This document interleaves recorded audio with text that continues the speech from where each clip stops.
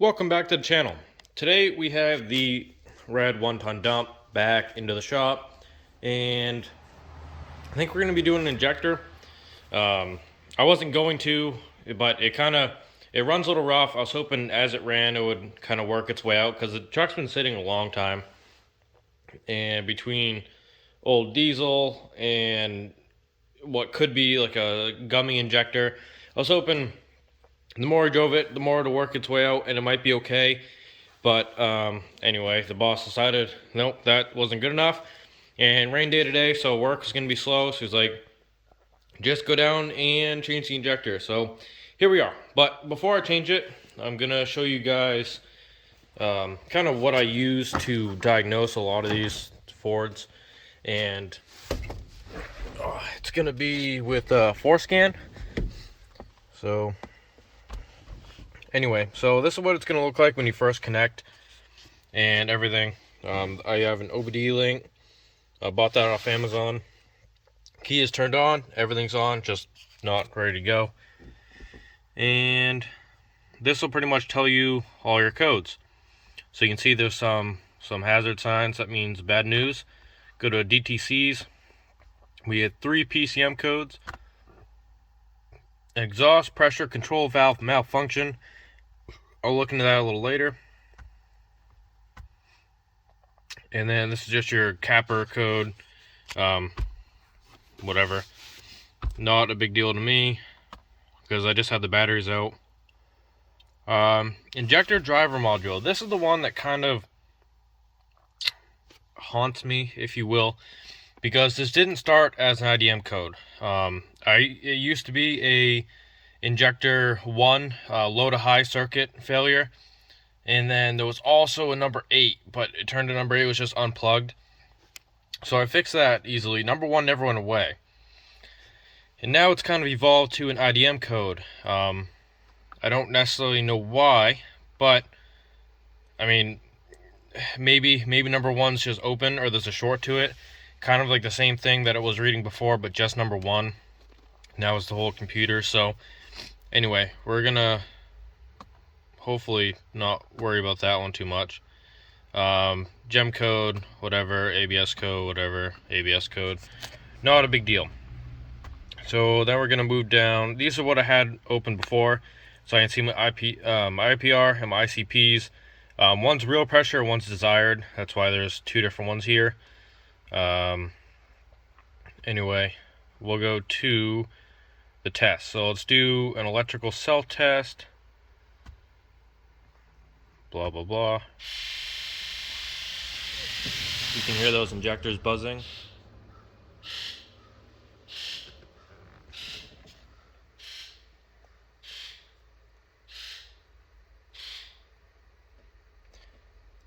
So number 1 was almost silent, and as we see, there's a code.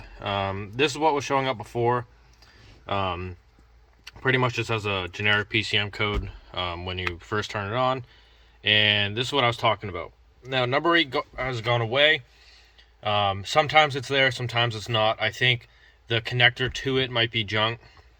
It's loose, because I don't know why it would be unplugged.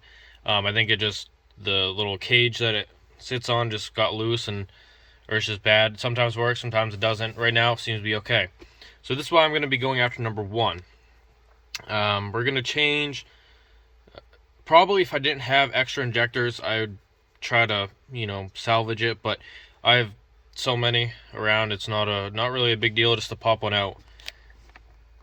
And then let's see what else I want to do while I'm here.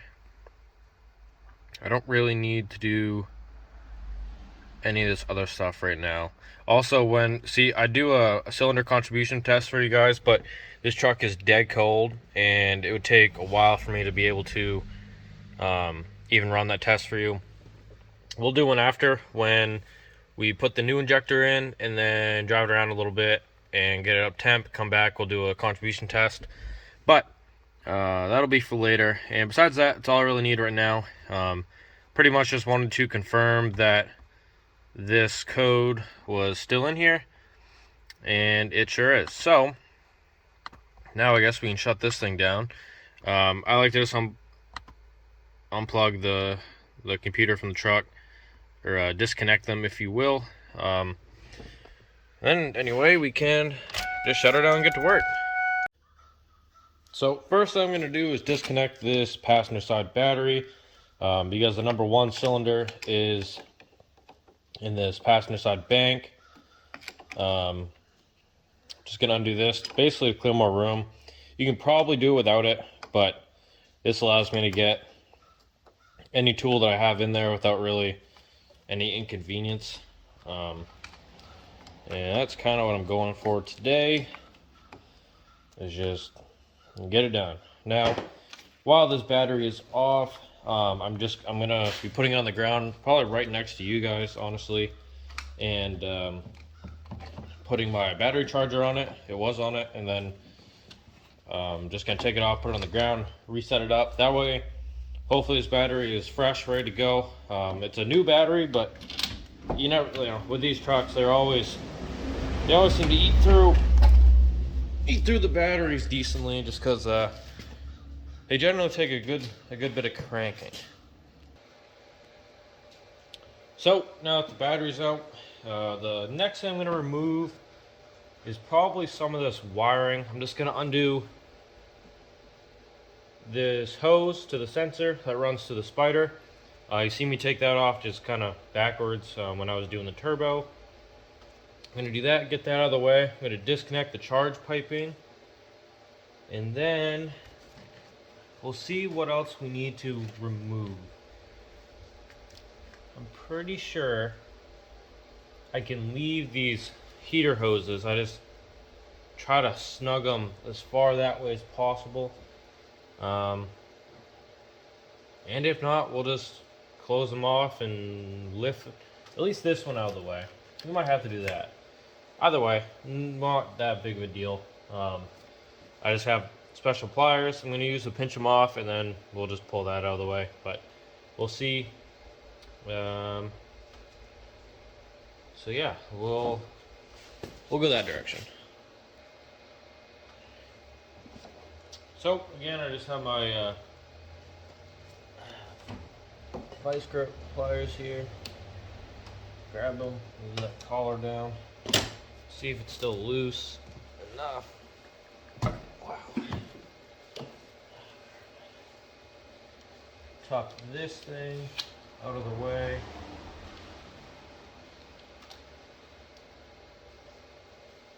Okay, I guess next we'll... Do I really want to get rid of this? No.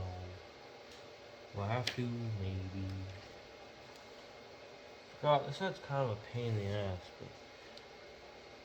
Well, either way, I have my 11 here.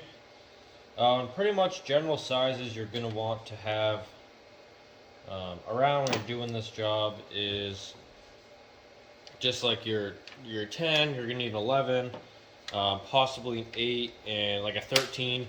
Those are all good ones just to bring over with you, because likely at some point you're going to end up using those.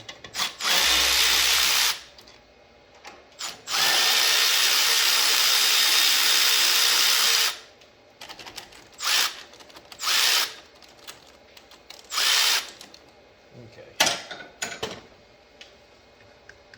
That one done.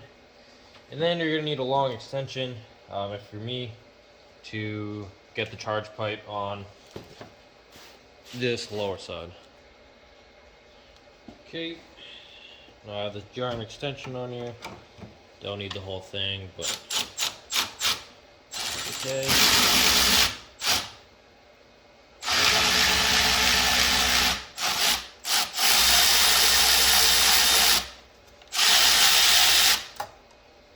That thing off. And now, this should be able to pop out. Let's see how the best way to get it off is going to be. Probably just work it. Yeah, don't lose the clamps either. This bottom one is probably set in the battery tray, I guess, for now. Work these up. While I'm here, I might try to get this lower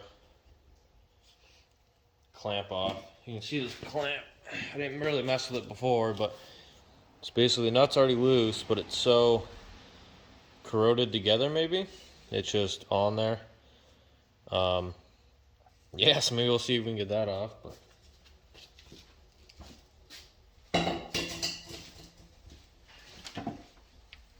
okay. Now you can start to kind of see some of it. That's a good sign.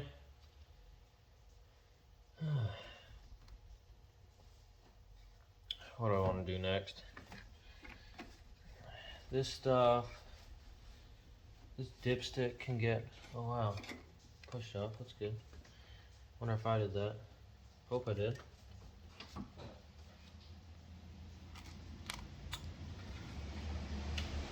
This probably isn't what I want to see coming out of the, oh, it's the edge of a belt. That's good. So, AC seems to be getting this belt. It's not very good. Not what I wanted to see. At least this morning. Anyway, fuck it. We'll try to do that later, I guess.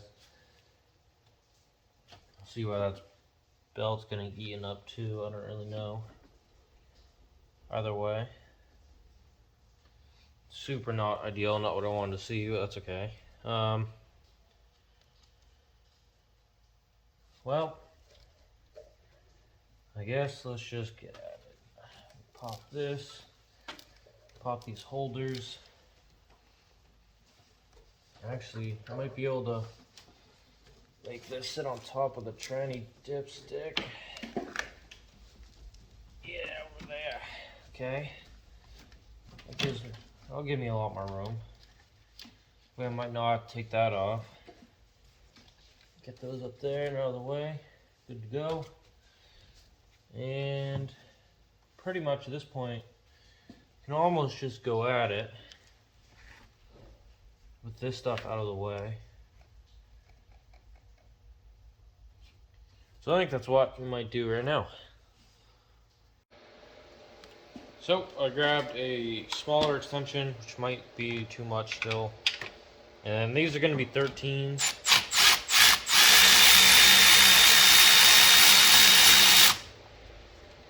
And then you might also want to grab a magnet. Depends on how good you are, I guess, about not dropping things. I'm a little clumsy myself, so I think I might end up grabbing mine. And then you try to spin this dipstick kind of anywhere you can get it out of your way. Once you get to clear that stud, it will just spin down. And then all these nuts I'm going to leave in the valve cover, or the the battery tray. And then I added a couple lights. I got my regular cobalt one in my head. This thing's pretty sweet. And then I also have my cobalt work light that runs on their batteries. This one's awesome. It lights up a lot. And it's magnetic and kind of tuck it out of the way. I just have it sitting by the evaporator. And then we just start taking these off. Now, they shouldn't be extremely heavy. Fuck. Because I've taken these off before. They're heavy. Extremely tight, rather. So I've already taken these off. So I know I try to not put them on too tight. Just gonna try to loosen all of them, then we'll go back around.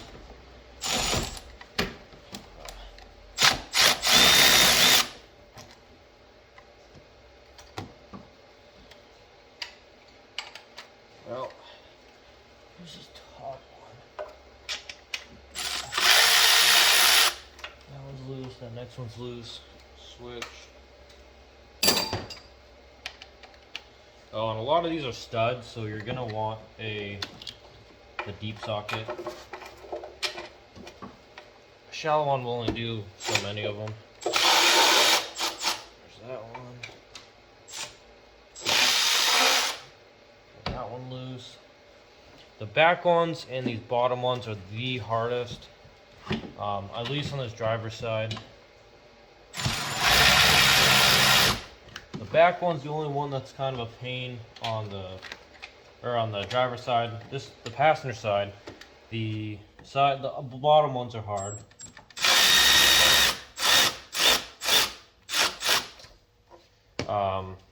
Because of the whole heater box and stuff.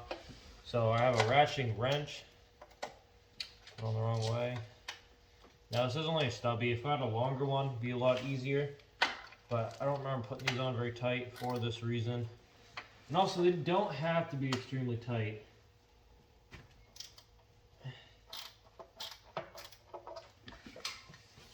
You are allowed to just kind of put them on. And then I literally just snug them up. And then if you find that they're leaking some oil, you can always just go back and tighten them a little more. But I'd rather them be loose and leaking a little than tight and breaking the valve cover gasket, because that has wires in it and they are not cheap on these motors relative to other ones. Oh, where are you?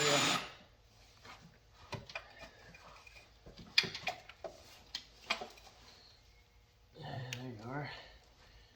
Hopefully he's on the right section.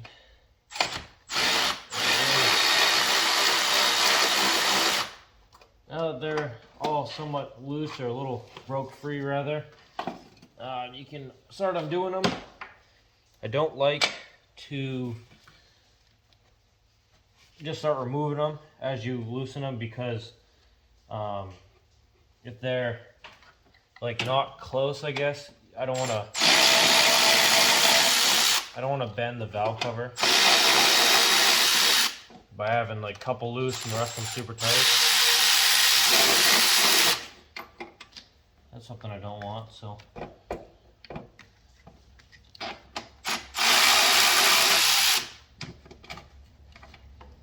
Okay.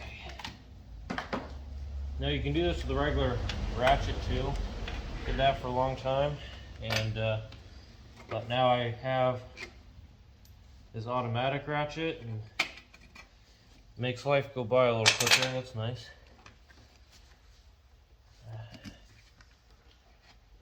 That one's almost out.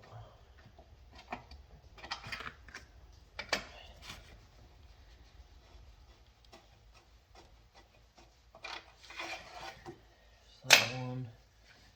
And then the only ones left are the two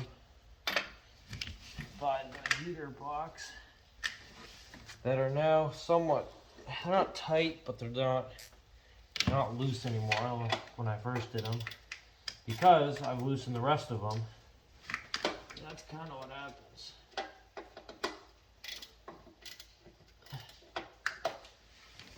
The last one's going to be hard because it's going to get pinched pretty much by the valve cover, but you can kind of hold it by this filler neck and get it so the threads aren't touching the valve cover at all. That'll make it a lot easier. I don't know if you guys can see anything but my hood right now, but just imagine the beautifulness of this motor and face. One more. This one sucks. Yeah, I might be able to get this one from the top. Not really. Get it with this hand.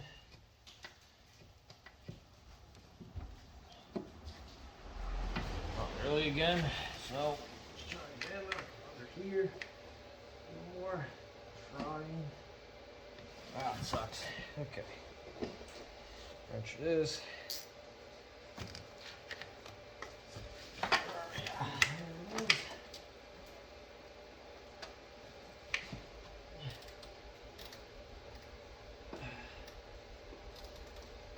Kind of holding the stud in one hand, turn it with the wrench the other. Man.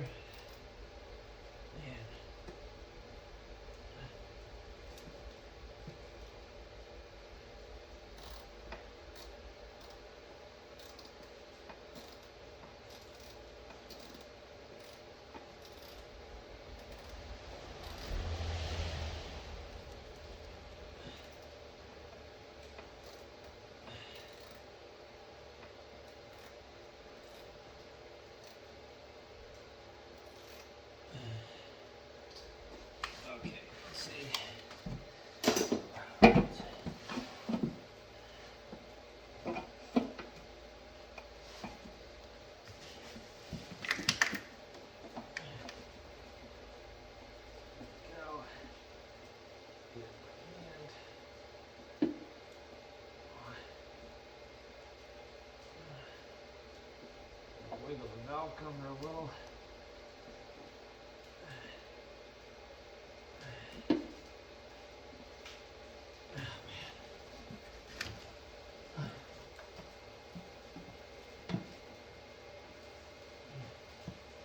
How fucking long are these? Yeah.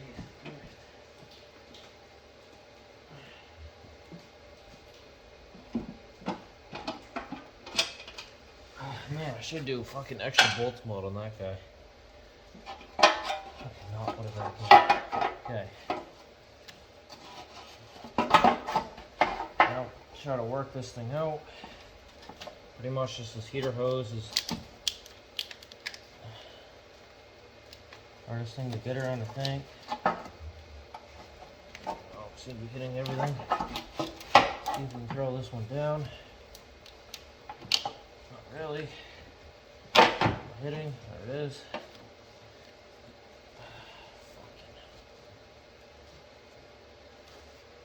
Oh, shit. What the fuck am I running into? There it is.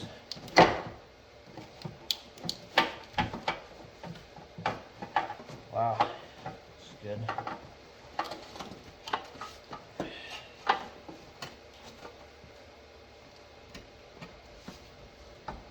What the fuck am I even running into? Jesus Christ, getting hit on everything. Yeah, that sucked.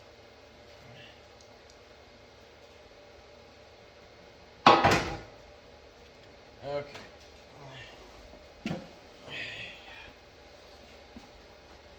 Well, finally got the valve cover off. Now, first thing I want to do is just check the connections. Number one's going to be the one furthest to the front of the motor.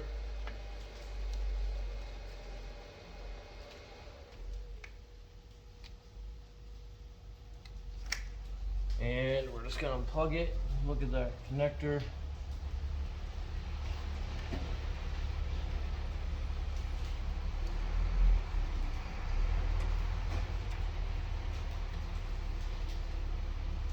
Connector looks good. How's it done for, bro?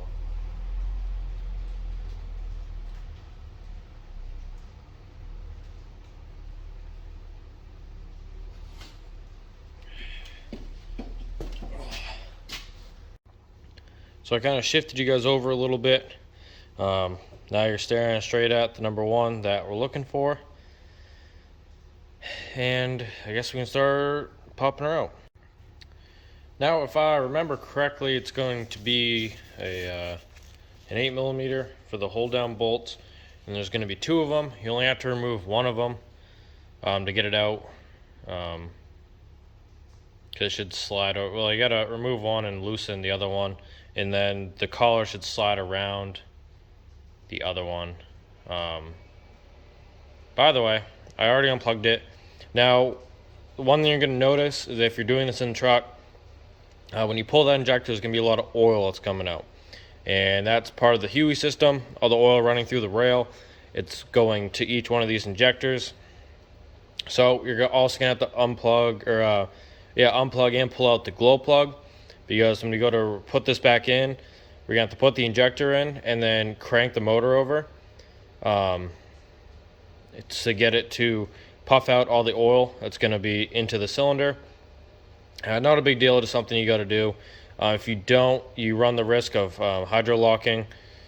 It's probably on one cylinder. It's not going to be that big of a deal, especially where this motor seems to crank over a few times before it even fires. So it gives the cylinder a chance to clean out all the oil through the exhaust stroke.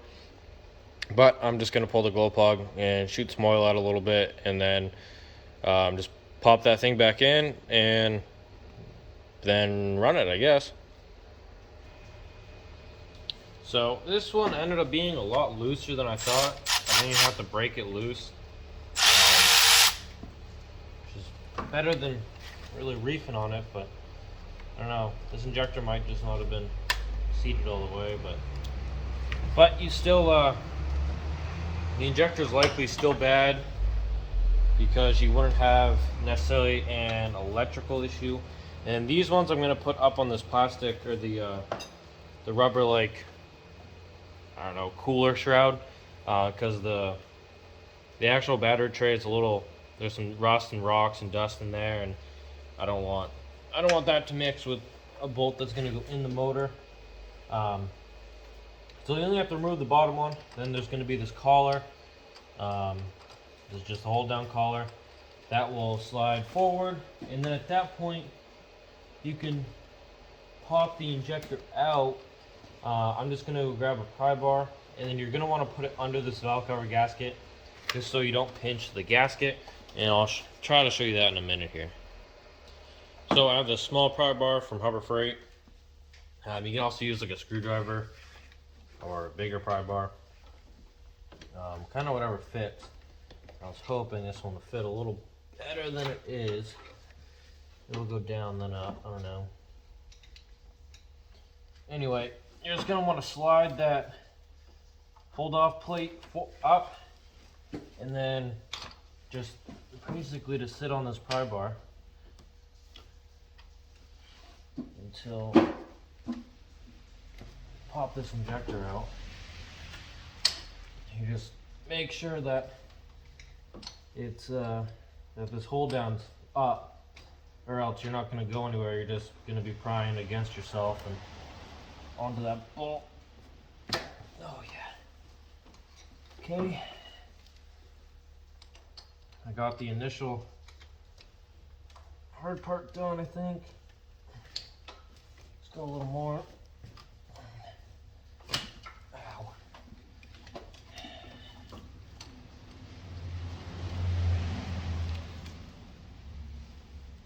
I like to say it's loose, but it feels a little tight.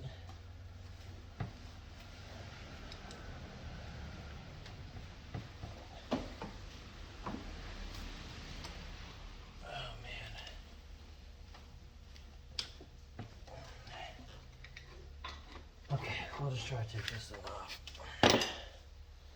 So, before somebody calls me a little weakling down there in the comments, which, hey, I probably deserve right now, but I fucked up my ribs at work, at work one day, and she's really hurting me, so can't really reef on things like I used to. Like I want to, ideally. So that's just gonna fill with oil now. I forgot to grab a towel. Pretty much just gonna pull the injector out, wrap it with a towel, bring it up to the bench. We'll see if we can find anything. So now you can see a screwdriver in there, and I actually wrapped a rag or a towel or whatever around that screwdriver, and then put the screwdriver down, hoping that it will keep some of the oil. I pretty much trying to carry you on the stand and hitting everything, but so over here at the desk, we have our injector, and overall it doesn't look too bad. I will say the bottom, this like cone area, looks very good where that mates to the cup inside the motor. The copper ring on the bottom still looks pretty good, and all the O-rings look pretty healthy. One thing I did notice is that it looks like there's some oil inside the connector, and the way this thing basically had an electrical issue, I think more than anything, I'm wondering if the solenoid or whatever O-ring they've stuck in there to separate the actual solenoid from the actuators and the plunger, I wonder if that seal is gone and allowed oil to come up in here. But since this one doesn't work anyway, I think I'm going to see if I have a correct torque bit, and we'll see if we can pop this cap off. Okay, so these are an interesting size. Pretty much a 15 would sink into them, but it was a little loose, so I was like, oh, okay, it's a T20, no big deal. T20 doesn't really fit that good, but that's what we ended up doing. I just put enough pressure on there where it was okay. I don't know if this is like a fancy Ford International thing, or just like a weird size, or like a different shape. Just a little bit to regular torque bit not to work, or either way, here we are. So as I'm undoing this, I thought I was seeing something. We're gonna do this top side, and I'll flip it over, do the bottom. So 2 bolts there. Flip, loosen these some more. I'll honestly just probably can just do it quicker without the ratchet on there. I amp the ratchet. But anyway, get these mostly off, get the rest by hand.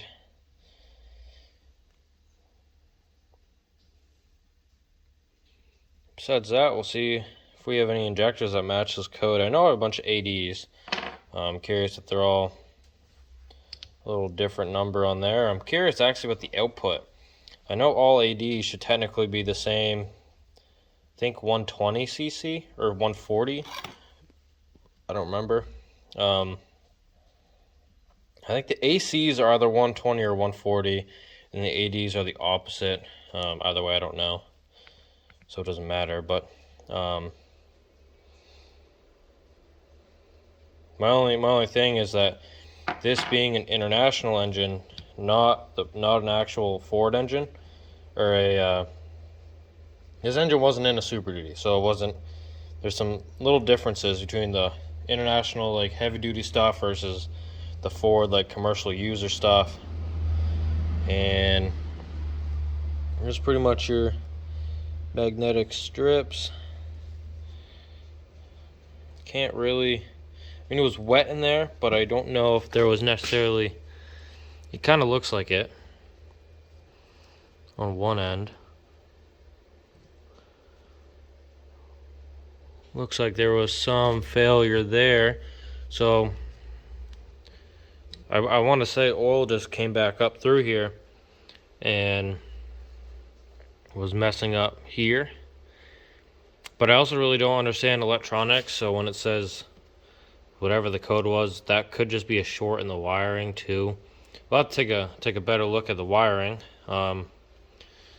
as well. But for now, I mean, this injector might be savable. I don't know. Regardless, I think we'll put the top back on and slap this one in the bin of parts, I guess. But let me bring you guys over to the injector wheel, and we'll see if we can find a good one. So as you guys can see, ooh, wrong way. See if zoom in works better. Sorta. Anyway, as you guys can see, this is my 7.3 bucket. Hopefully it doesn't shake you guys too bad. But anyway, I have a lot of injectors down in here. I also have another set of valve cover gaskets for an OBS Ford in particular. But anyway, yeah, that really fucked you guys up, didn't it? Oh, what are you guys even looking at? Oh, not much. What the fuck are you doing over there? So I got you guys somewhat close now. Anyway, we'll looking in here. This is an AD, different color head. It's kind of why. Let me grab that other head just to verify everything.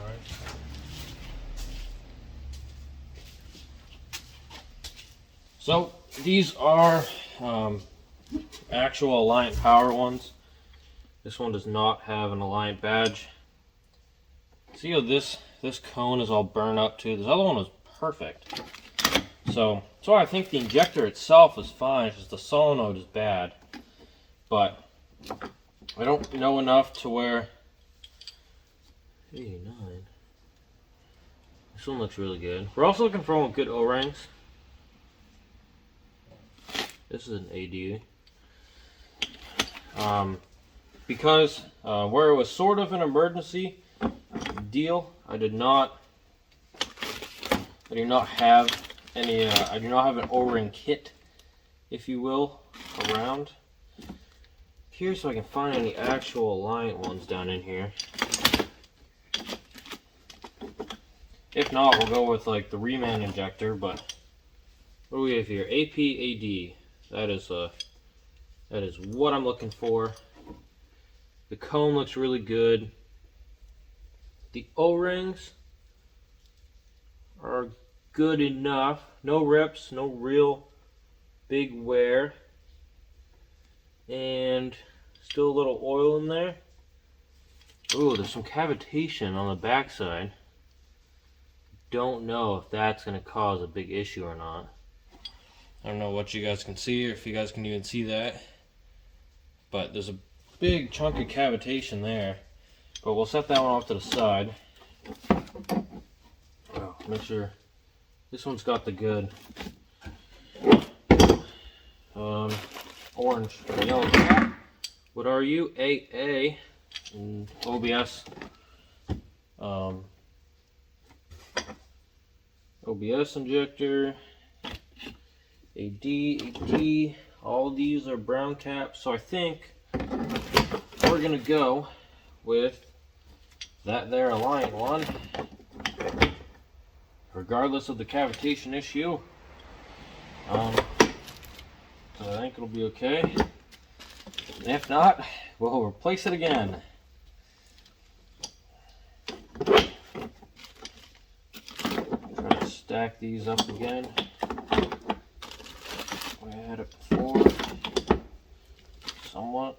Throw that one in there. Throw that one there. Okay. So I think this is our winner. Check numbers. See if they're the same. The one we took off, we have an AP 63803 AD, and the bottom number is 80341209389. So the top number on the new one, or the new used, AP 63803, same thing. However, it's a completely different font, and also the bottom number is different. So I'm going to assume these were made at different times. Obviously not in the same batch, or else they'd have the same. And actually the barcode isn't even centered, so seems like a lower quality product right here, but it all should still work. Same exact injector. I'm gonna guess the numbers down below has something to do with the individual serial number, or maybe like a manufacturer date mixed in there. That's why it's different, but everything else looks good. So I think we're going to use this one, but I guess we'll bring it back over to the bench, clean this one up.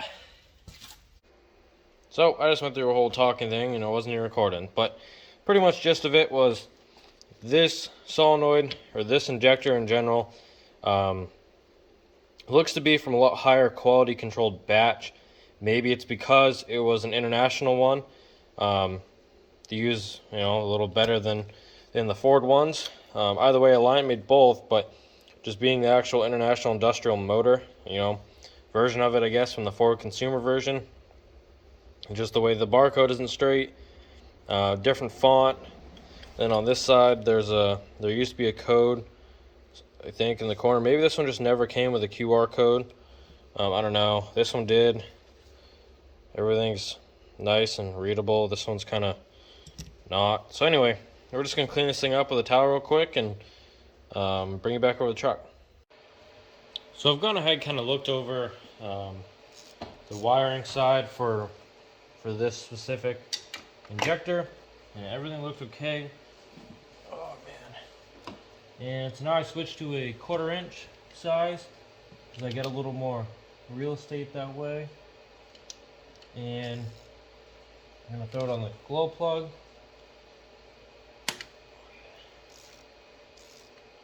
And then we're going to take this glow plug out and then put in the injector.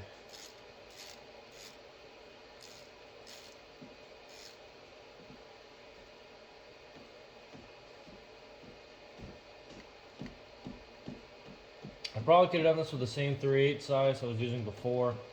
The problem was I was hitting the ball of the push rod, and I just did not want to deal with that. And now I'm still kind of am, so I'm glad I switched this quarter. I get a lot more room this way. Get around there.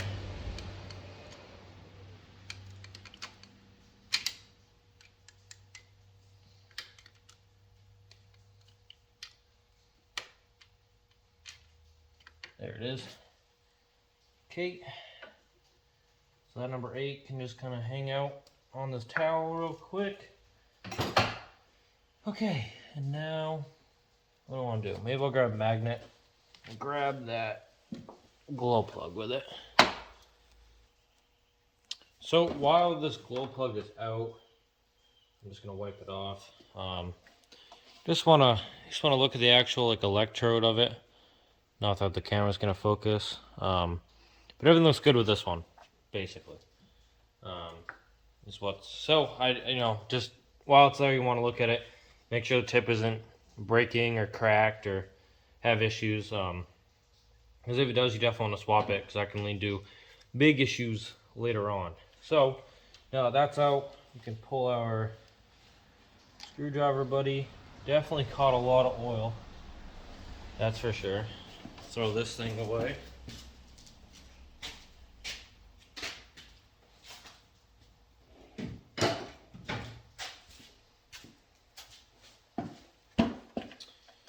And now we can slide in our new used injector.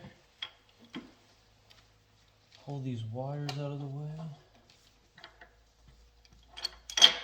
And I'm doing all this without moving the upper bolt, by the way.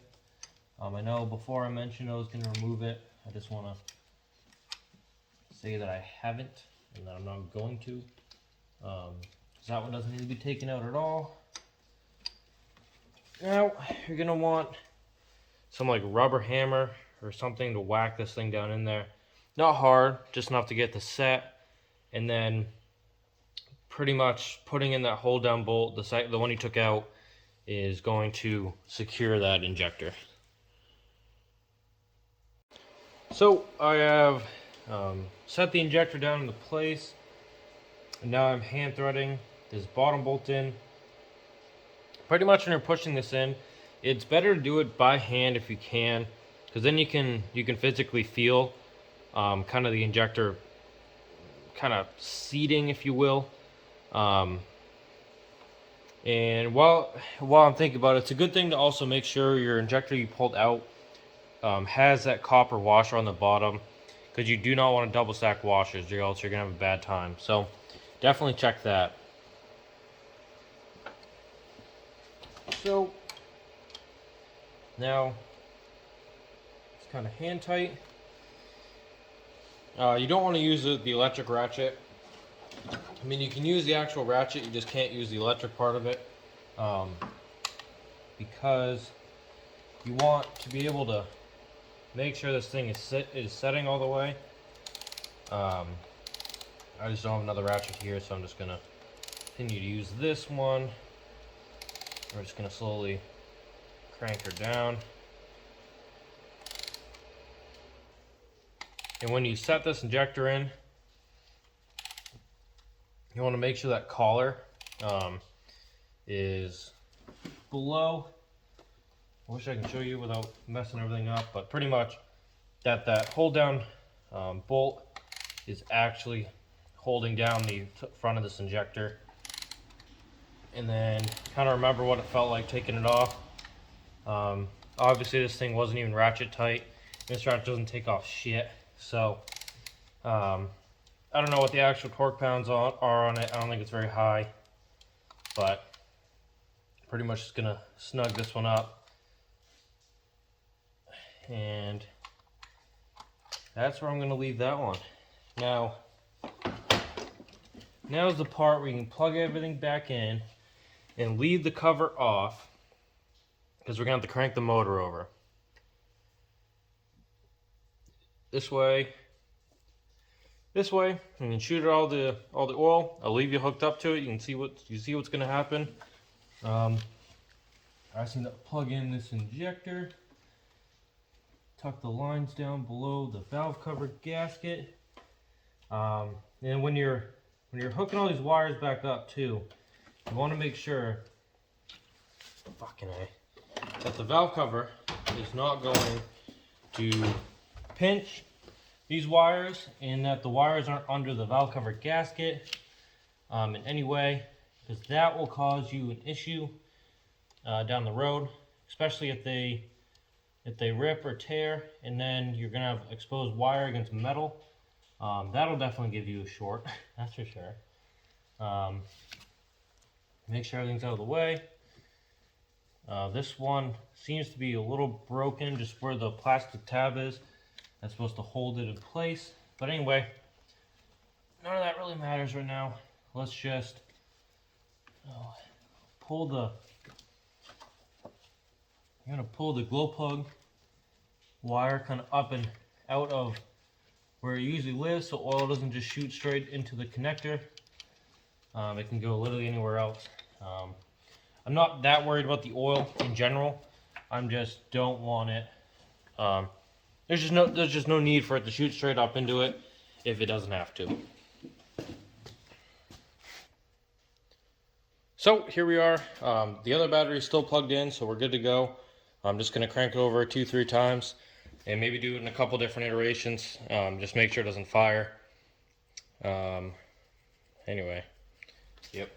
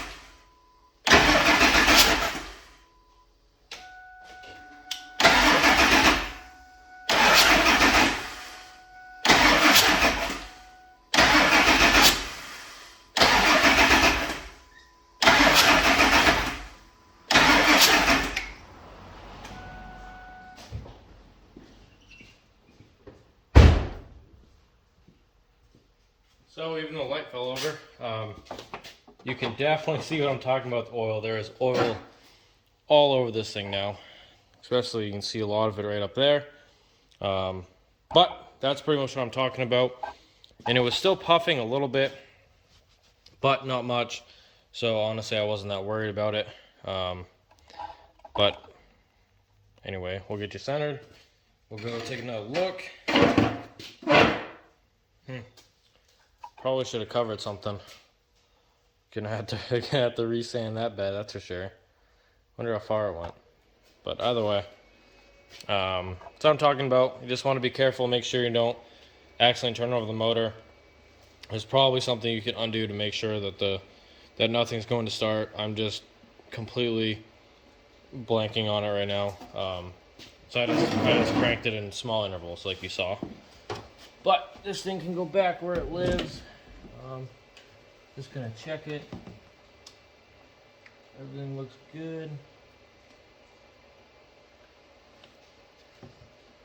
Obviously, your injector doesn't care if it's covered in oil because it's under the valve cover. It's going to be covered in oil by the end of things regardless.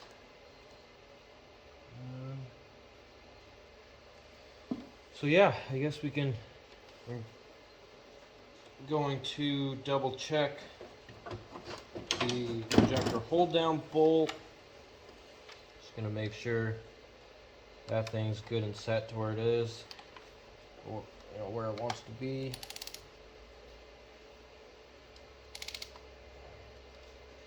Looks pretty good.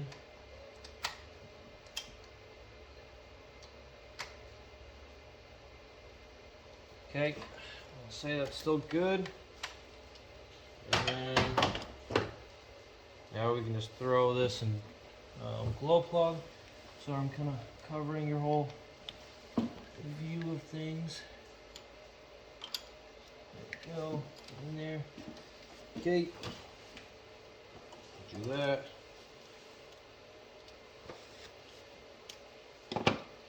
A lot more oil in there than I was anticipating. But that's okay. Just gonna do this by hand. Make sure I don't strip out any of the threads before I put a ratchet on it.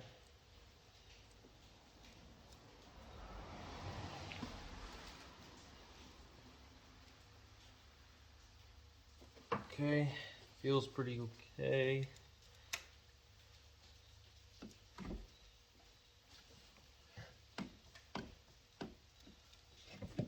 Look out of here.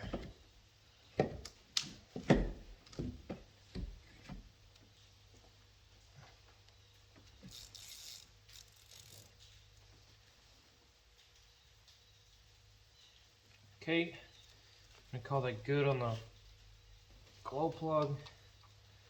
There we go.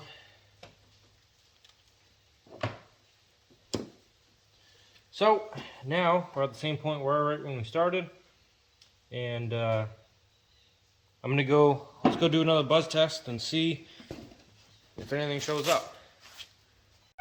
So just turn the key, make sure everything's on. Now, is it still going?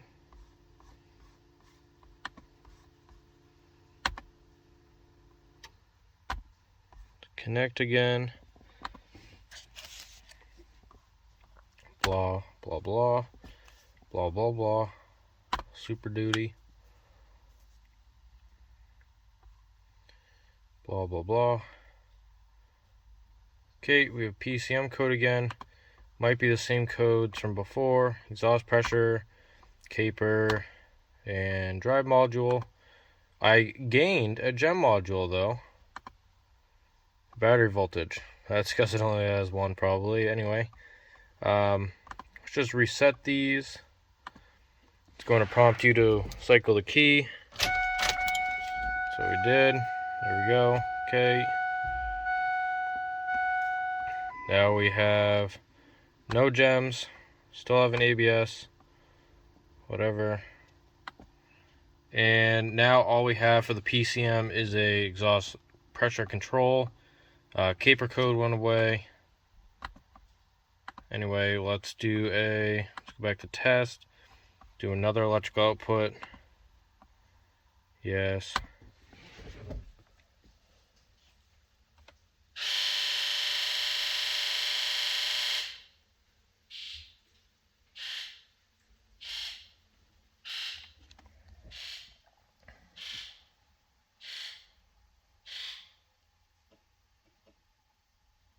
So we were mostly listening for number one, and it does not seem to have fixed anything.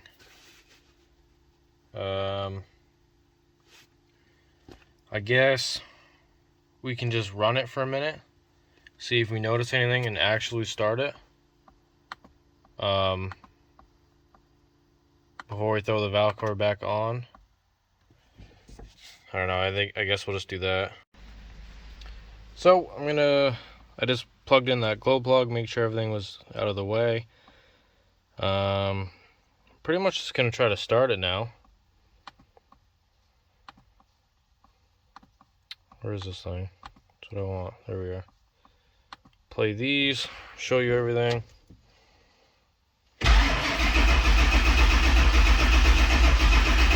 kind of a dead spot. Here we are.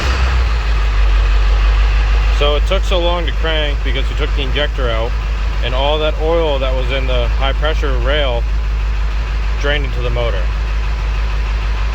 So just had to reprime the system pretty much. I kind of hear a knocking. It sort of just sounds like a fuel knock. Click, click, click, click, click, click, click. There's that chewed up fan running around. Or chewed up belt rather.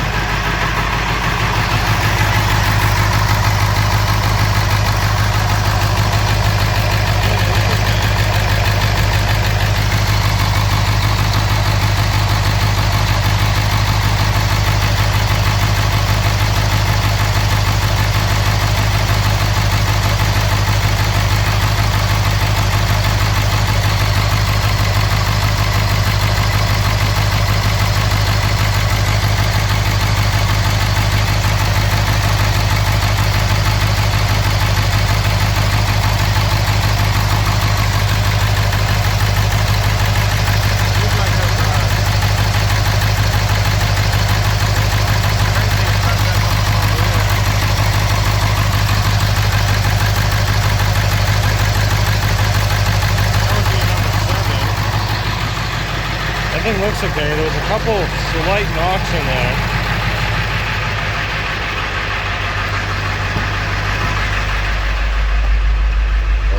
So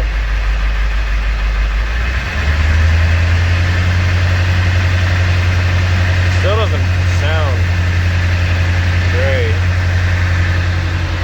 It doesn't say we're getting any messages.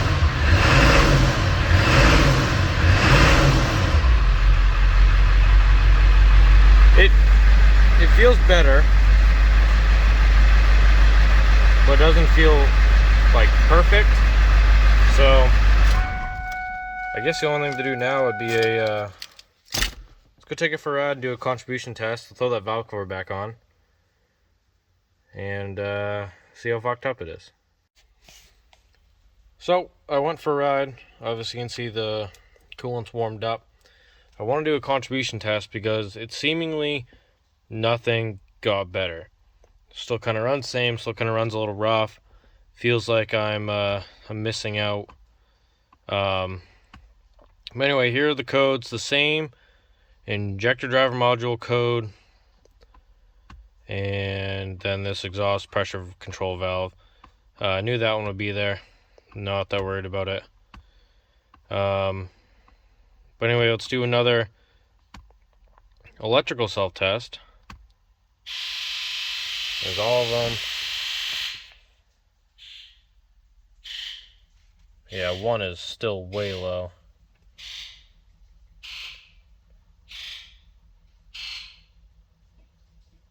8 sounds a little off, but you got to remember number 8 is a different injector on these Super Duties. 1 through 7 are AD injectors, and number 8 is AE. They say it reduces the crackle a little bit, so I'm not worried about the sound difference. It might just be the different injector. But number 1, still not good. Now, ForceScan does good here. Kind of tells you what you might want to look for, which is nice. The actual wiring harness inside, like under the valve cover, looked good. I didn't see anything issues unless it's the actual connector itself. Everything else looked fine, so I'm not that worried about that. The injector obviously just changed, and I don't know. So besides that, so obviously it says there's an open circuit. I'm just kind of reading this in my head and then thinking about it. And then it gives you these possible causes. Wiring harness inside the valve cover, like I said, is fine. Injector we changed. Now we have a DIDM. DIDM stands for diesel injector drive module. If we go back to this code, we have our injector drive module. I'm wondering if our IDM is bad.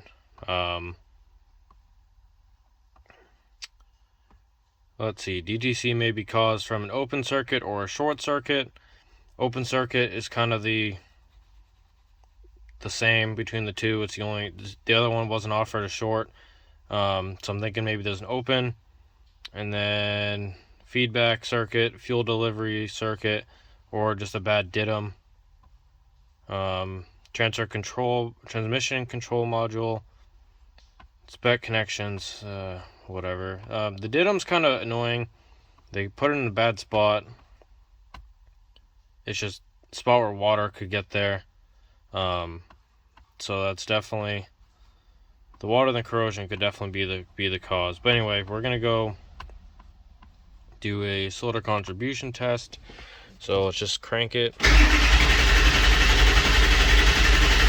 That's a really long time. Wow.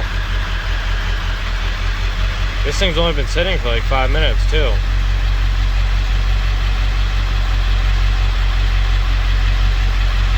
I'm curious. I don't know why that did that. Anyway, just do a